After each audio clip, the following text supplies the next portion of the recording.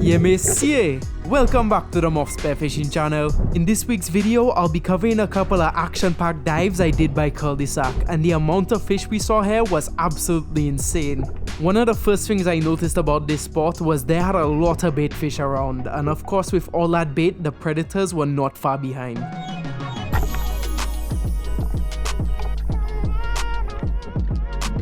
This fish was a solid blue runner, which are normally considered trash fish, but here in St. Lucia, lots of people love to eat them. Now, something I'd like to point out about that fish is how it ended up on my shooting line, which was not by accident. A couple videos ago, a big fish broke my spear and the new one I bought didn't come with a hole for a flopper, so on this day I was diving without one. That meant if I wanted to land a fish, I would either have to stone it or string it on my shooting line, which was a lot easier said than done.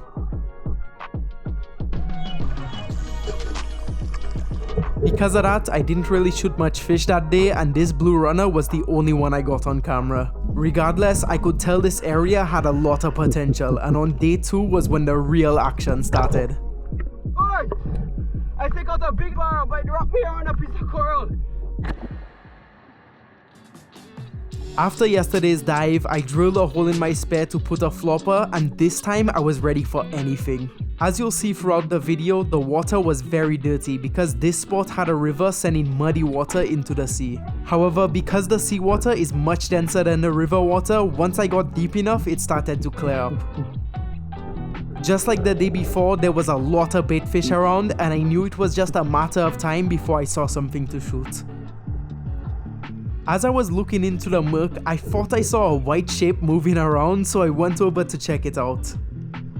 Since I didn't see anything, I thought my eyes were just playing tricks on me, but then I saw it again. This time I could tell it was a nice mutton snapper, so I started to try and close the distance.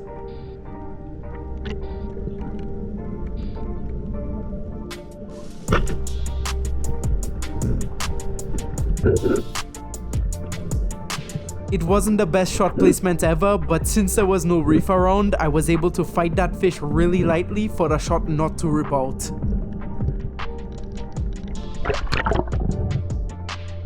This mutton weighed in at 5 pounds, and with it being my first fish of the day, I just had a mind that this day was going to be epic.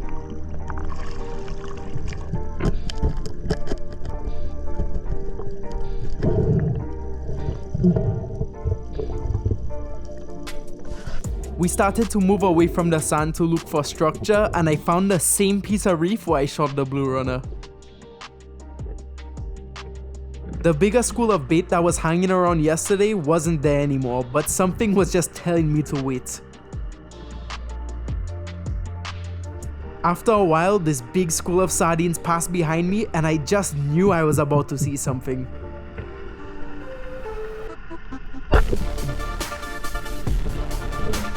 That was a nice Cero Mackerel, and with such a good shot, I was able to put on the pressure.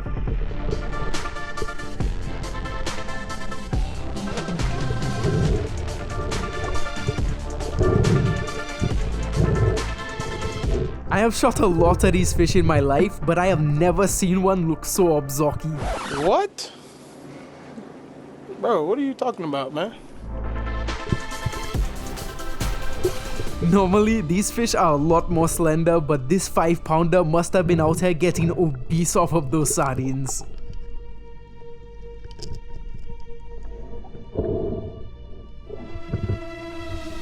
As the day went on, we continued working that same drop-off, and this dive really shows the change in visibility at depth.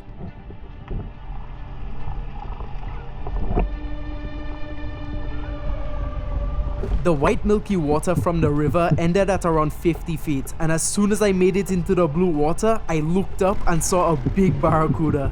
My first instinct was to take my eyes off the fish, and I sent up some dust to try and draw it in. I also did some grunting while hiding behind that dust, and I waited for it to pop out the other side.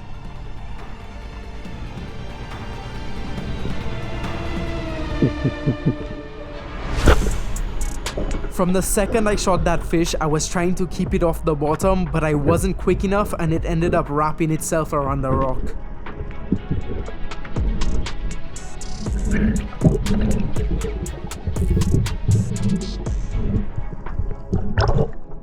Alright! I take out a big barrel, but it wrapped me around a piece of coral. Yeah. Luckily, my shot held and my partner George gave me his gun for me to put in a backup shot.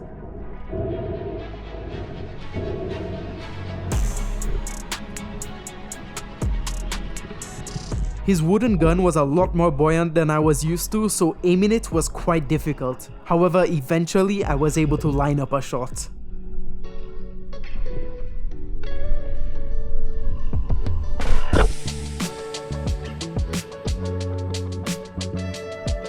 Then all I had to do was dispatch it and untangle my line from the bottom. That's much bigger than I thought. Yeah. It stopped beating. I just going to stop that in the head.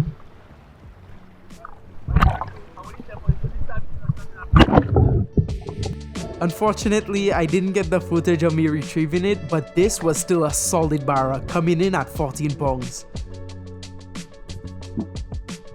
Also, I wouldn't have been able to land that fish without George's help, so you don't know, big up Fisherman George. He also does videos on YouTube and I put the link to his channel in the description, so definitely make sure to go and check him out. The mark where I took out that barra was right before where the drop-off ended, so we went a little more on shore to try and find some better structure. This spot looked fairly decent, but there didn't really seem to be anything around, and I decided to swim along the bottom to change positions.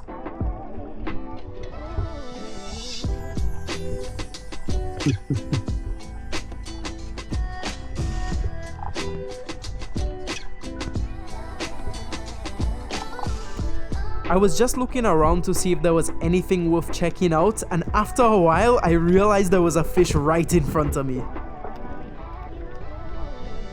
I couldn't really tell what it was, but as soon as I figured it out, I lined up for a shot.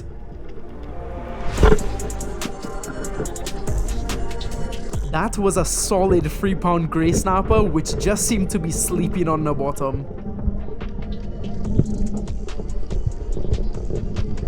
Never in my life have I ever seen a snapper behave like that, and it was definitely the last thing I was expecting to see. I already couldn't believe how many solid fish I had gotten on this dive, but as we continued moving down the reef, I spotted a fish that I hadn't shot in forever.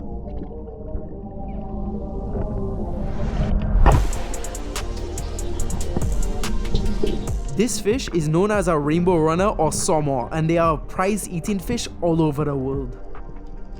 This one in particular wasn't very big, but they taste so good that I just couldn't let it swim by. Also, the sun was starting to come out and the water was getting much clearer, so after a couple hours of shooting potfish, we had close to 80 feet of visibility. I made a drop in about 75 feet of water, and on these deeper dives, my goal is to go straight to the bottom. Luckily, with this clear water, I was able to see exactly where I wanted to land from the surface, and I didn't have to waste any energy looking for a place to lie down.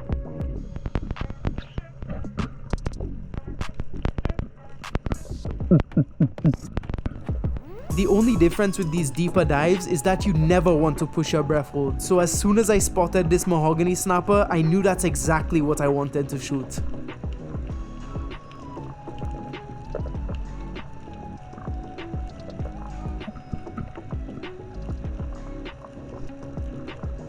I had a couple opportunities there to shoot that fish, but I wanted to make sure that I hit a stone shot so it wouldn't tangle me up afterwards.